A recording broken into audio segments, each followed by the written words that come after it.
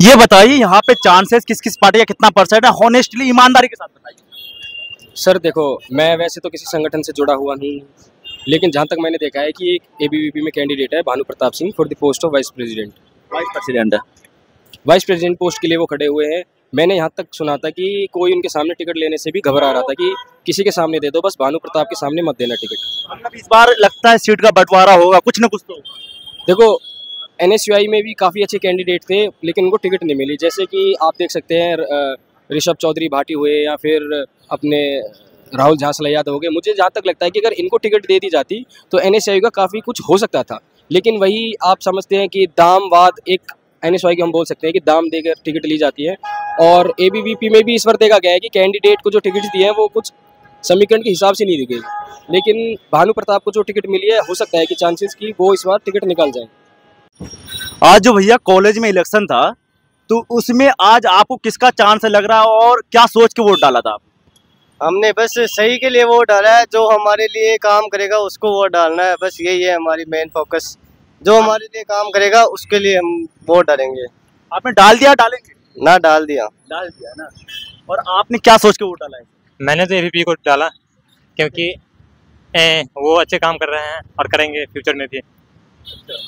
अच्छे काम कर रहे हैं। और क्या क्या वादा किया? उन्होंने मैनिफेस्टो में बहुत सारे वादा किए हैं, जो पूरा करेंगे या नहीं करेंगे वो तो नहीं पता, लेकिन मैनिफेस्टो को मैंने पढ़कर इसी बेसिस पे मैंने उनको वोट डाला। जो पिछले बार भी एबीवीपी वाला ही थे, तो क्या काम किया था? नहीं, पिछली बार तो मैं कॉलेज में था ही नहीं, इस बार फर्स्ट टाइम स्टूडेंट है। फर्स्ट बार। अच्छा, आप लोग गाड़ी उड़ी देख के तो लोग में नहीं आए ना? नहीं, गाड़ी देख के मैं तो लोग में नहीं आया, मैंने मैनिफेस्टो पढ़ा, उसके बेसिस पे मैंने वोट डाला। अच्छा, मैनिफेस्टो देख के आपको बेटर एबीवीपी वाले का लगा? मुद्दे यहाँ पे कई सारे थे, बट एक बहुत ही अनफॉर्चुनेट बात ये भी है कि काफ़ी सारे जो लोग हैं वो वही सब जो पुराने मुद्दे थे वही सब बातें फिर से उठा रहे थे। जो पिछले वालों ने नहीं किया था वही मुद्दे ये लोग फिर से इस बार उठा रहे थे। और मतलब ज़्यादातर अंदेशा लोगों का यही था कि जो हमारे बेसिक मुद्दे हैं, जैसे मान लेते हैं कि वॉशरूम जो है वो साफ़ नहीं है, और बाकी जो इंफ्रास्ट्रक्चर की प्रॉब्लम्स है और बाकी सारी प्रॉब्लम्स हैं, वही प्रॉब्लम पिछले 3-4 सालों से सब लोग कर रहे थे, वही प्रॉब्लम इस बार भी सबने की है। तो बात वहीं की वही है। यही सारे मुद्दे थे जिन पर लोग चाहते थे कि वोट पड़े, बट वोट एक्चुअली में ज़्यादातर जो है वो भाईचारे में और दोस्ती में और कास्ट बेसिस पे पड़े हैं बहुत सारे। मोस्टली तो यही है। चांसेस लगता है, रियलिटी बताइएगा। रियलिटी में एक बात बताता हूँ कि जैसे मोस्टली यहाँ पर ज़्यादातर इन्फ्लुएंस जो है वो एबीवीपी का है, ऑब्वियस सी बात है। बट इस बार जो है वो जो प्रेसिडेंशियल कैंडिडेट है एनएसयूआई का, उसने शुरू में काम ज़्यादा किया है। मतलब उसने जीतने से पहले ही थोड़ा बहुत काम करके दिखा दिया है, हाईकोर्ट में केस वगैरह किया था और उनकी वजह से उमंग भवन में एसी वगैरह भी लगा है। तो काफ़ी तो हो सकता है कि प्रेसिडेंट पे वो आ जाए। बाकी तीनों पर जैसे एबीवीपी है तो उनका स्ट्रॉन्ग है, तो वहाँ पे जिनको कुछ नहीं, जिनको जो किसी पे वोट नहीं देते हैं वो ज़्यादातर एबीवीपी पे वोट दे देते हैं। तो इस वजह से मुझे ऐसा लगता है कि प्रेसिडेंट शायद रौनक खत्री बनेगा और बाकी तीनों एबीवीपी ही ले जाएगा। हेलो मैम, आज आप दिल्ली यूनिवर्सिटी में खड़े हैं, आज वोट डाल दिया आपने? नहीं सर, हमने नहीं डाला। ऐसा क्यों? सर हम एमए हिंदी से हैं और एमए हिंदी और एमए पॉलिटिकल साइंस यहाँ पे वोट नहीं डाल सकती है। कॉल डीयूएसयू का हो रहा है ना इलेक्शन, तो वहाँ तो आप भी आते हो ना? जी बिल्कुल आते हैं सर, हमारा बल्कि मेरा दौलत राम कॉलेज से ही है एमए मास्टर्स। मैंने इतनी फीस भी दी और मैं आज स्पेशली वोट डालने के लिए आई थी, लेकिन गार्ड हमें जाने ही नहीं दे रहा और ये रूल हमें पता नहीं था, तो अभी सब बता रहे कि हमें हिंदी वाले नहीं डाल सकते। मतलब कि इसमें भी हाँ, ऐसा तो नहीं कि दादागिरी चल रहा हो? नहीं ऐसा नहीं है, लेकिन पता नहीं कुछ एडमिनिस्ट्रेशन ने ये रूल्स बनाए हैं, लेकिन ये का रूल बहुत बुरा है मेरे हिसाब से। तो कुछ ही लोग, स्पेशल ही लोग वोट डाल सकते हैं जी, जबकि कॉलेज के आप भी हैं तो आपका भी हक बनता है, अधिकार बनता है। बिल्कुल सर, हम स्पेशली इसीलिए आए थे आज, लेकिन गार्ड ने हमें मना कर दिया, आप अंदर एंट्री भी नहीं ले सकते। इनफैक्ट आज इतना हमें ये गार्ड मना कर रहे हैं, सभी गार्ड मना कर रहे हैं। तो क्या बोल रहे हैं कि नहीं जा सकते? नहीं जा सकते, जाना है तो सिर्फ वोट डालने के लिए, और हम एमए हिंदी से हैं तो हम नहीं जा सकते वोट डालने। वोट हम लोगों ने इसलिए डाला है क्योंकि बहुत सारे मुद्दे ऐसे हैं हमारे कॉलेजेस में, जैसे हॉस्टल्स नहीं है, हॉस्टल्स की अनएबिलिटी है, बहुत सारे बच्चे बाहर पीजीज में रह रहे हैं और बहुत फैकल्टीज़ में पानी की समस्या है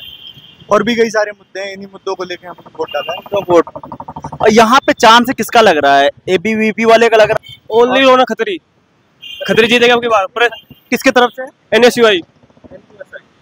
तो उनका चांसेस है। आपको क्या लगता है कि ये जो पार्टी है, जिस तरीके से एबीवीपी वाले जो है पहले पूरा सीट लेकर आ गए थे, क्या इस बार उसको पूरा सीट मिलेगा? नहीं, बिल्कुल नहीं। एक तो मिल सकता, ज्यादा नहीं मिलेगा। नहीं बिल्कुल नहीं, क्योंकि अब की बार एनएसयूआई का माहौल है इधर, क्योंकि उन्होंने खतरनाक काम किया, इसलिए जीतेंगे हम जी। आप? ऐसा ही लगता है मुझे भी। और पिछली बार एबीवीपी ने एक वादा किया था कि छात्रों को मेट्रो पास दिलाए जाएंगे, पर उस मुद्दे पे कोई काम नहीं हुआ है। वादा ही रह गया, वादा ही रह गया, उसने काम नहीं किया। काम नहीं हुआ। फिर वादा किया होगा मेट्रो पास। हाँ, वो मुद्दा फिर से किया है, फिर से किया है फिर से किया है जी, फिर से किया है। और सुने हैं ये लोग बहुत ज्यादा खर्चे किए, सही बात है? हाँ, ये खर्चा बात बिल्कुल सही है। अभी एनएसयूआई एबीवीपी दोनों तरफ से खर्चा अच्छा खासा हुआ है। अच्छा किया। अभी एक पुलिस वाला बता रहा था कि इन लोगों ने 1 करोड़ से प्लस का खर्चा कर चुका है। हो गया बिल्कुल, क्योंकि इधर रोल्स रॉयस, जी वैगन, मतलब हर तरह हर ब्रांड की कार है। रोल्स रॉयस, जी वैगन, अच्छा, मर्सिडीज, बीएमडब्ल्यू ये सब गाड़ी लेकर आ गए। नहीं लगता कि दिखावा की राजनीति? बिल्कुल। आप तो खुद ही देखे होंगे यहाँ पे कैसा चलता है। चुनाव के वक्त पर्चे उड़ाए जाते हैं, सड़कों को गंदा किया जाता है। Rolls Royce, Audi, Mercedes. उससे क्या, उससे वोट दे देगा जनता?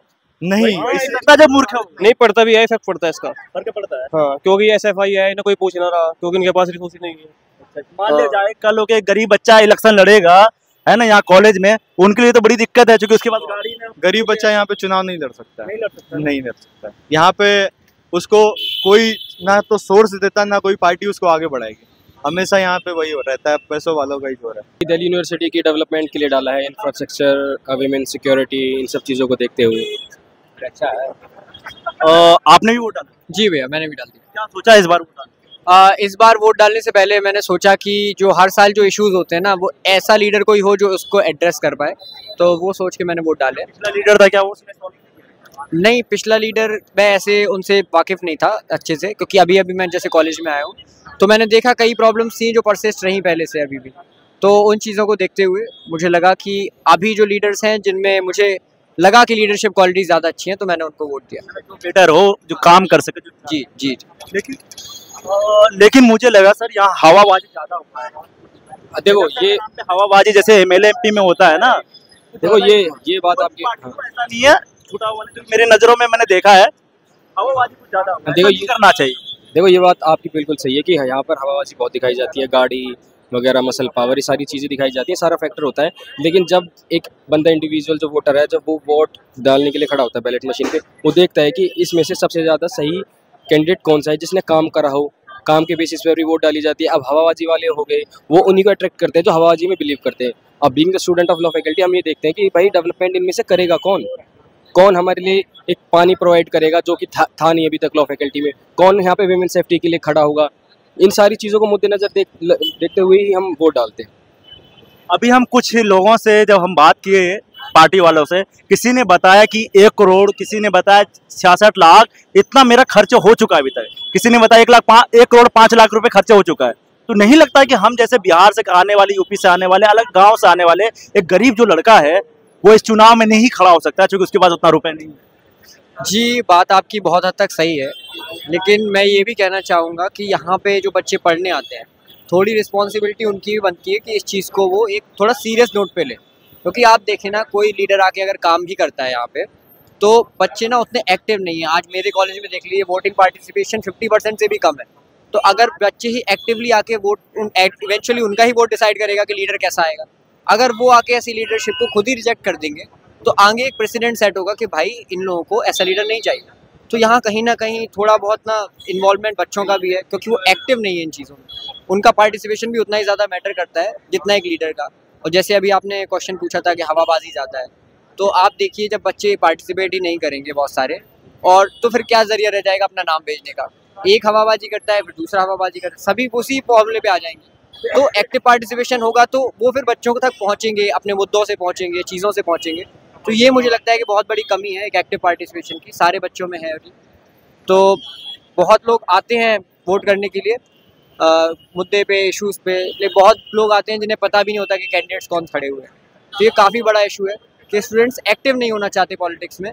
और पॉलिटिक्स में एक्टिव होना, मैं ये नहीं कहता हूँ कि आप आके पॉलिटिकल रैलीज करें, ये करें, लेकिन एटलीस्ट आपको पॉलिटिकली अवेयर होना बहुत ज़्यादा जरूरी है। लेकिन एक बात भी तो है, एक चीज़ मैं पूछूं, अभी मैंने कुछ बच्चों से आर्ट फैकल्टी के पास मैंने सवाल पूछा था, वो बच्चे बोलने से डर रहे हैं। बोले कि एबीवीपी वाले जो हैं या जो अलग अलग पार्टी वाले हैं, सब जानते हैं वो मेरे पीछे पड़ रहे हैं।